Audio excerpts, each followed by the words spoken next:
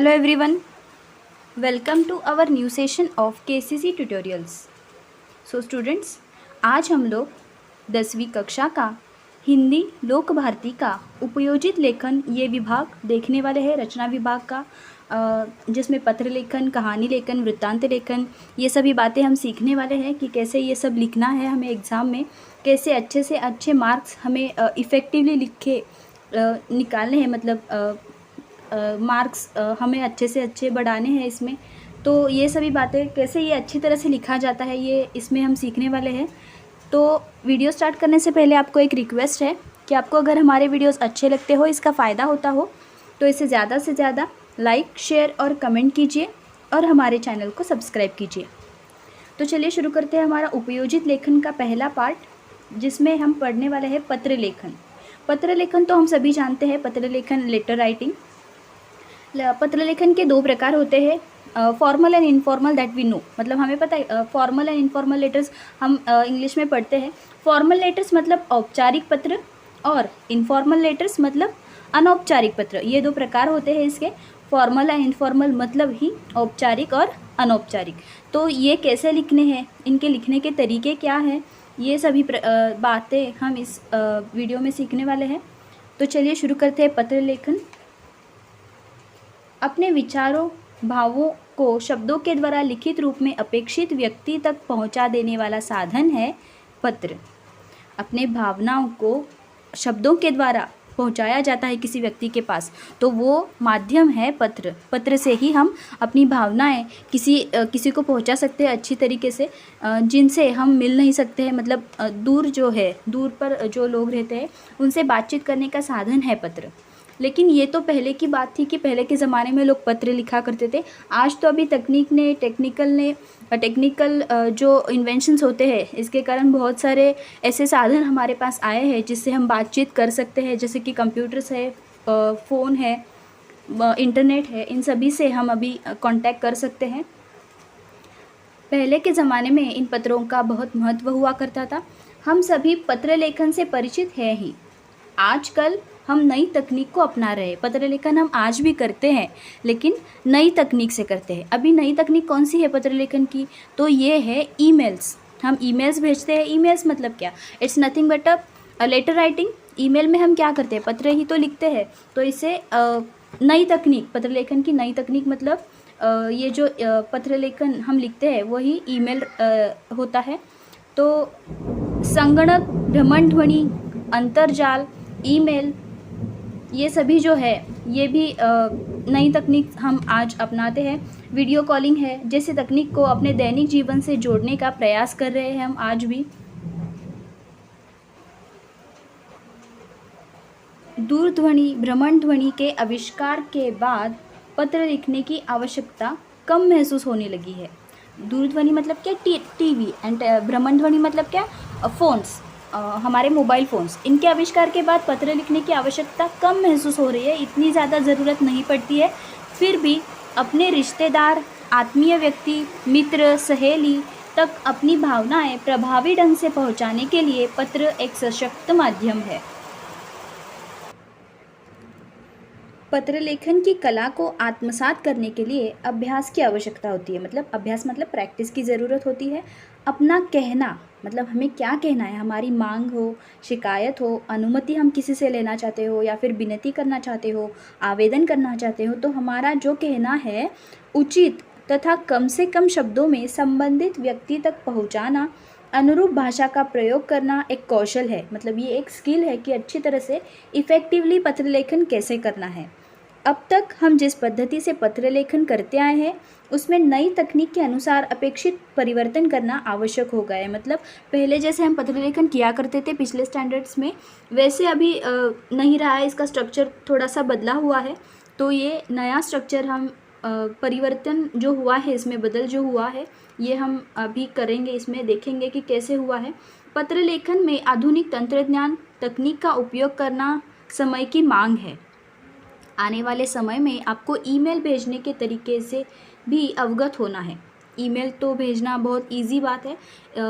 जैसे ही पत्र लेखन हम करते हैं वैसे ही ईमेल्स में होता है। ईमेल एड्रेस दिया जाता है और इस ईमेल एड्रेस पर हमें राइटिंग मतलब लेटर राइटिंग जो हमने लिखा है वो फाइल अटैच करके भेजनी होती है। बहुत इजी सा आसान सा तरीका है ईमेल भेजना। अतएव इस वर्ष से ईमेल के प्रारूप के अनुरूप पत्र लेखन की पद्धति अपनाना अपेक्षित है। तो इसी के कारण ये बदलाव किए गए हैं। आपके जो पत्र लेखन में बदलाव किए गए हैं, परिवर्तन किए गए हैं, वो इसी के कारण, क्योंकि आगे जाके आपको ईमेल्स भेजने हैं। पत्र लेखन का जो पुराना तरीका था, मतलब इसका जो स्ट्रक्चर था, इसका जो फॉर्मेट था पत्र लेखन का, भले ही वो औपचारिक पत्र हो या फिर अनौपचारिक पत्र हो, दोनों का जो फॉर्मेट था वो इसीलिए चेंज किया है कि ईमेल के प्रारूप में ईमेल के प्रारूप के अनुसार, मतलब वैसे लेखन आपको करना है, पत्र लेखन ईमेल के जैसे। तो आगे जाके आपको ईमेल्स सेंड करने होंगे जब आप पढ़ाई करके बाहर जाएंगे। तो इसी के कारण अभी से ये सिखाया गया है कि कैसे लिखना है। तो इसमें औपचारिक पत्र और अनौपचारिक पत्र दो पार्ट्स होते हैं, दो टाइप्स होते हैं, हमने देखा था। इससे लिखने का तरीका कैसे देखिए। औपचारिक पत्र कैसे लिखे जाते हैं। प्रति लिखने के बाद पत्र प्राप्तकर्ता का पद और पता लिखना आवश्यक है। प्रति लिखने के बाद किसका नाम लिखना है हमें? पत्र प्राप्तकर्ता, मतलब पत्र जिसे मिलने वाला है वो, और इनका पता, ये लिखना आवश्यक है। पत्र के विषय तथा संदर्भ का उल्लेख करना आवश्यक है, क्योंकि ये औपचारिक पत्र है, ऑफिशियल लेटर है, तो इसमें विषय और संदर्भ लिखना बहुत इम्पॉर्टेंट होता है। इसी के लिए बहुत ज़्यादा मार्क्स होते हैं। इसमें महोदय महोदया शब्द द्वारा आदर प्रकट किया जाता है। महोदय और महोदया लिखा जाता है लेटर के स्टार्टिंग में। निश्चित तथा सही शब्दों में आशय की प्रस्तुति करना अपेक्षित है।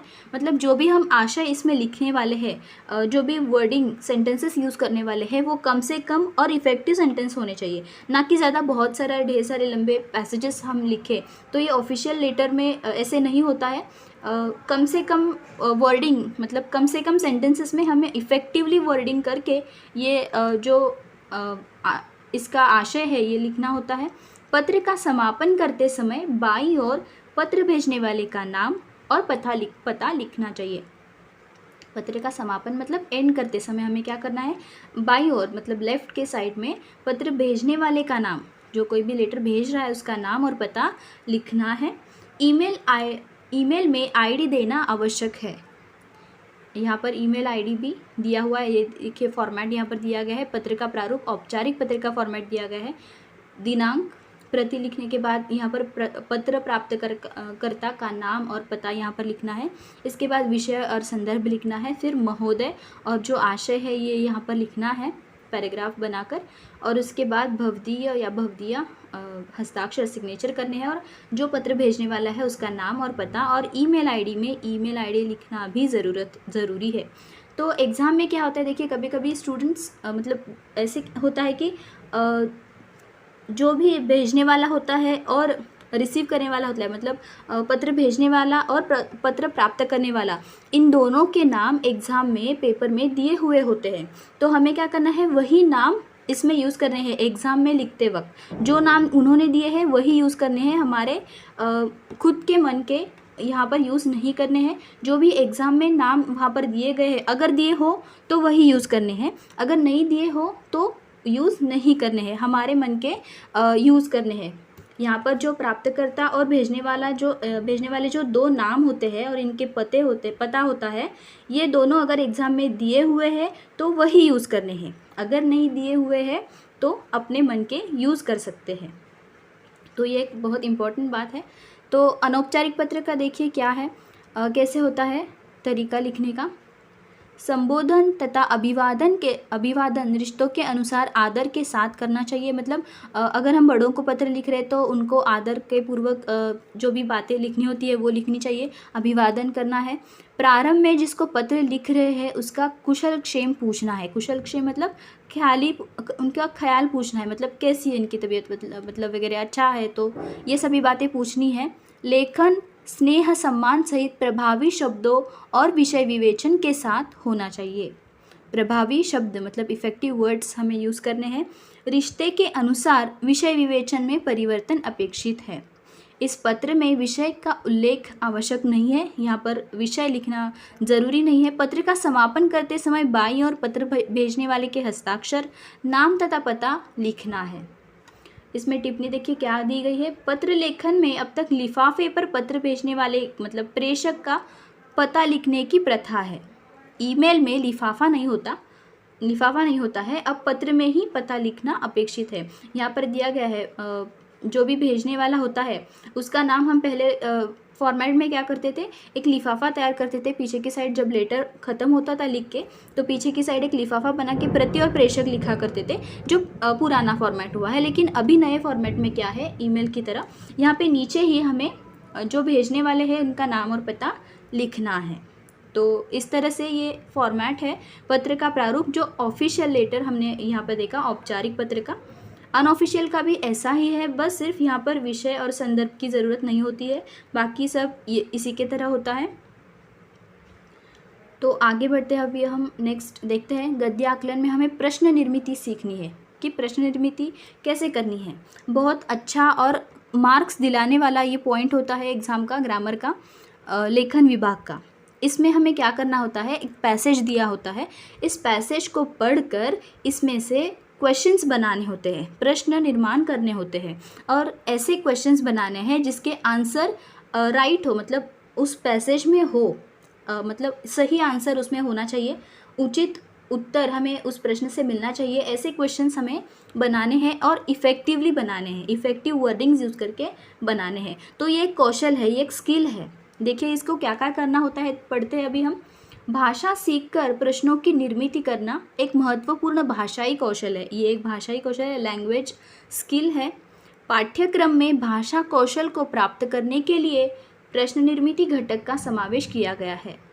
दिए गए परिच्छेद गद्यांश को पढ़कर उसी के आधार पर 5 प्रश्नों की निर्मिति करनी है। गद्यांश परिच्छेद मतलब क्या, पैसेज को पढ़कर आपको क्या करना है, प्रश्नों की निर्मिति करनी है, क्वेश्चंस तैयार करने हैं। प्रश्नों के उत्तर एक वाक्य में हो, ऐसे ही प्रश्न बनाए जाए। हमें ऐसे ही क्वेश्चंस बनाने हैं जिसके आंसर्स एक सेंटेंस में हो, 1 लाइन सेंटेंस आंसर इसका होना चाहिए। ऐसे ही क्वेश्चंस हमें बनाने हैं। प्रश्न ऐसे हो, देखिए क्या तकनीक है, मतलब कैसे तरीका है इसका बनाने का। तैयार प्रश्न सार्थक एवं प्रश्न के प्रारूप में हो, मतलब सवाल हो, कुछ ना कुछ, ऐसे ही नहीं कि कुछ भी सेंटेंस है उसके पहले कौन, क्यों, क्या ऐसे लगा दिया, ऐसे नहीं होता है। रियल क्वेश्चंस उसमें बनना चाहिए, उसका मीनिंग होना चाहिए, मीनिंगफुल वर्डिंग्स उसमें यूज़ करनी चाहिए। प्रश्नों के उत्तर दिए गए गद्यांश में हो, ये बहुत ही इंपॉर्टेंट बात है कि क्वेश्चंस जो हम बनाने वाले हैं उसके आंसर्स उस पैसेज में ही होने चाहिए। रचित प्रश्न के अंत में प्रश्न चिन्ह लगाना आवश्यक है। जबकि हम क्वेश्चंस बना रहे हैं तो ये तो जाहिर सी बात है कि लास्ट में हमें क्वेश्चन मार्क देना है, प्रश्न चिन्ह लगाना है। प्रश्न रचना का कौशल प्राप्त करने के लिए अधिकाधिक अभ्यास की आवश्यकता है, मतलब प्रैक्टिस ज़्यादा चाहिए होती है इसमें। प्रश्न का उत्तर नहीं लिखना है, क्योंकि हमें लेखन विभाग में यही करना है कि सिर्फ क्वेश्चंस तैयार करने हैं, ना कि इसके आंसर्स लिखने हैं। प्रश्न का उत्तर नहीं लिखना है। जो भी क्वेश्चंस हमने बनाए हैं उसके जवाब नहीं देने हैं एग्ज़ाम में लिखते वक्त। प्रश्न रचना पूरे गद्यांश पर होनी आवश्यक है। ये तो बिल्कुल सही बात है कि जो भी क्वेश्चंस हम बनाते हैं, प्रश्न बनाते हैं, तो ये सारे क्वेश्चन सवाल पूरे पैसेज में डिपेंड होने चाहिए, मतलब स्टार्टिंग से लेकर एंड तक पैसेज में इसके आंसर्स हमें मिलने चाहिए। पूरे गद्यांश पर प्रश्न रचना हमें करनी चाहिए। ऐसा नहीं कि सिर्फ स्टार्टिंग वाले भाग में ही हमने 5 क्वेश्चंस बना दिए या सिर्फ एंड वाले भाग में ही हमने 5 क्वेश्चंस बना दिए, ऐसा नहीं होने चाहिए। पूरे गद्यांश में हमें क्वेश्चंस बनाने हैं। तो प्रश्न निर्मिति के लिए आवश्यक प्रश्नवाचक शब्द कौन कौन से होते हैं ये तो हमें पता है। कितना, किसका, कौन सा, कौन से, कौन सी, कैसे, क्यों, क्या, कहाँ, कब, कौन, ये सभी जो है ये प्रश्नवाचक शब्द है जिससे क्वेश्चंस बनाए जाते हैं, जिससे क्वेश्चंस का स्टार्टिंग होता है। तो ये सारे एग्जांपल्स यहाँ पर दिए गए प्रश्नवाचक शब्द के, इनको यूज़ करके हमें पैसेज से क्वेश्चंस बनाने हैं। तो ये था प्रश्न निर्मिति का भाग, जिससे हमें बहुत अच्छी तरीके से मार्क मिल सकते हैं। अभी आगे तो जो हमें सीखना है वो है वृत्तांत लेखन। ये भी बहुत ही अच्छा पॉइंट है लेखन विभाग का। वृत्तांत का अर्थ है घटी हुई घटना का विवरण, रपट, अहवाल लेखन, रिपोर्ट लिखना। वृत्तांत लेखन मतलब क्या, रिपोर्ट राइटिंग। जो हम इंग्लिश में करते हैं वही है वृत्तांत लेखन, रिपोर्ट राइटिंग। तो घटी हुई जो घटना होती है उसका विवरण एक्सप्लेनेशन किया जाता है, रपट लिखनी होती है, अहवाल लेखन लिखना होता है, यही होता है वृत्तांत लेखन। इसकी कैसी रचना होती है, इसमें क्या क्या तरीके होते हैं इसे लिखने के, कैसे सेंटेंसेस बनाए जाते हैं, इसमें क्या क्या लिखना होता है। अगर एकाध घटना घटी भी है तो इस घटना में से जो मेन पार्ट है वही सिर्फ हमें लिखना होता है, ना कि बड़े बड़े पैसेजेस लिखने होते हैं। कम शब्दों में जो इम्पॉर्टेंट बात उस घटना में घटी है यही हमें एक्सप्लेन करके बतानी होती है। तो ये इफ़ेक्टिवली कैसे लिखना है, तो देखिए, यह रचना की एक विधा है। इसे विषय के अनुसार लिखना पड़ता है, जैसा विषय है उसके अनुसार लिखना पड़ता है। वृत्तांत लेखन एक कला है जिसमें भाषा का कुशलतापूर्वक प्रयोग करना होता है, मतलब स्किलफुली। कुशलतापूर्वक मतलब कि स्किलफुली हमें इसका यूज़ करना है, बहुत अच्छी तरीके से। इसके लिए क्या होता है कि हमें ज़्यादा से ज़्यादा वर्ड्स मालूम होने चाहिए। हिंदी में अगर हम लिख रहे हैं तो हिंदी के बहुत सारे वर्ड्स, न्यू वर्ड्स हमें मालूम होने ज़रूरी है। उसके लिए रीडिंग बहुत महत्व देता है। यहाँ पर रीडिंग आपको बहुत ज़्यादा करनी होती है। इसी के बाद ही आप बहुत सारे अच्छे इफ़ेक्टिव वर्ड्स यूज़ करके ये वृत्तांत लेखन लिख सकते हैं। अगर हमें एक पैसेज भी लिखना है तो हमें क्या करना है, अच्छी तरीके से इफ़ेक्टिवली सेंटेंसेस बनाने हैं। और इसके लिए क्या ज़रूरी है, आपके इफ़ेक्टिव वर्डिंग्स, और उसके लिए रीडिंग ज़रूरी है। बहुत सारा रीडिंग करना पड़ता है। रीडिंग करने के बाद ही हमें वर्ड्स मालूम होते हैं, तो इसके लिए रीडिंग के अलावा कुछ नहीं कर सकते। बहुत सारे वर्ड्स को अगर जानना है, पहचानना है, तो हमारा वोकैबुलरी हमें बढ़ाना होगा। यह किसी घटना समारोह का विस्तृत वर्णन है जो किसी को जानकारी देने हेतु लिखा होता है। मतलब अगर हमें किसी को बताना है, जानकारी देनी है, तो इसका वर्णन किया जाता है, वही वृत्तांत लेखन होता है।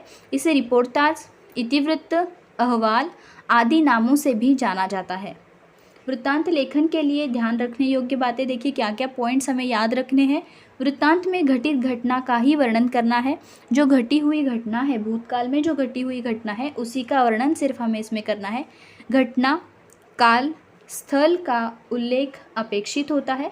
जब भी हम वृत्तांत लिखते हैं तो ये घटना कहाँ पर घटी हुई है, कब घटी हुई है, टाइम क्या है, दिन कौन सा है, और स्थल ये कहाँ पर घटी हुई है, ये सभी बातों का उल्लेख करना आवश्यक होता है। साथ ही साथ घटना जैसी घटित हुई हो उसी क्रम से प्रभावी और प्रवाही भाषा में वर्णित हो। जो भी घटना हम लिख रहे हैं, जिसके बारे में भी लिख रहे हैं, उसका सिक्वेंशियल मैनर होना चाहिए। मतलब जिस क्रम से ये घटी है उसी क्रम से हमें ये बतानी है सामने वाले को। वृत्तांत में जो हम लिख रहे हैं वो उसी क्रम से बतानी है जिस क्रम से ये घटी हुई है। तो ऐसा प्रभावी हमें लिखना है वृत्तांत। वृत्तांत लेखन लगभग 80 शब्दों में हो, 80 वर्ड्स का ये होना चाहिए लगभग। समारोह में अध्यक्ष, उद्घाटक, व्याख्याता, वक्ता आदि के जो मौलिक विचार संदेश व्यक्त हुए हैं उनका संक्षेप में उल्लेख हो। अगर हम किसी समारोह का वृत्तांत लिख रहे हैं, कुछ कार्यक्रम हुआ है, कुछ फंक्शन ऑर्गेनाइज किया है, इसका वृत्तांत अगर हम लिख रहे हैं तो यहाँ पर उपस्थित जो अध्यक्ष थे, व्याख्याता, उद्घाटक, वक्ता, जो भी लोग गेस्ट आए थे, उनका वहाँ पर उल्लेख करना आवश्यक है। संक्षेप में उनका उल्लेख होना चाहिए कि कौन आए थे गेस्ट बनकर।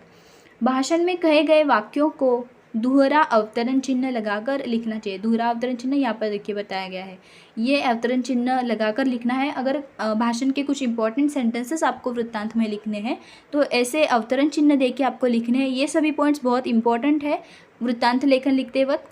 इन्हीं से हमारे मार्क्स बढ़ने वाले हैं, अच्छे मार्क्स मिलने वाले हैं। लेखन विभाग में हम फुल स्कोर कर सकते हैं अगर हम इसे इफ़ेक्टिवली लिखते हैं तो बहुत अच्छी तरीके से लिख सकते हैं हम वृत्तांत लेखन। देखिए, आशयपूर्ण, उचित तथा आवश्यक बातों को ही वृत्तांत में शामिल करें। ऐसे नहीं कि पूरा पैसेज भर के 2 पैसेज 3 पैसेज ऐसे लिखना है, ऐसे नहीं करना है। आशयपूर्ण, उचित और आवश्यक बातों को ही वृत्तांत में शामिल करना है। उस घटना में जो भी इम्पॉर्टेंट बातें हुई है वही सिर्फ हमें यहाँ पर नोट डाउन करनी है। वृत्तांत का समापन उचित पद्धति से हो। समापन मतलब एंड, वृत्तांत का एंड योग्य तरीके से होना चाहिए।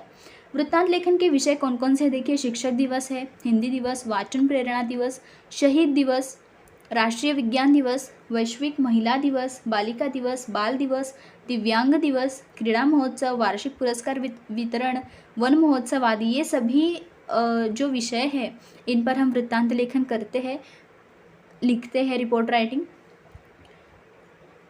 जैसे नीचे दिए गए विषय पर वृत्तांत लेखन कीजिए। देखिए यहाँ पर बालिका दिवस के लिए पॉइंट्स दिए गए हैं कि स्थान, समय और दिनांक कौन सी थी, ये हमें लिखना है।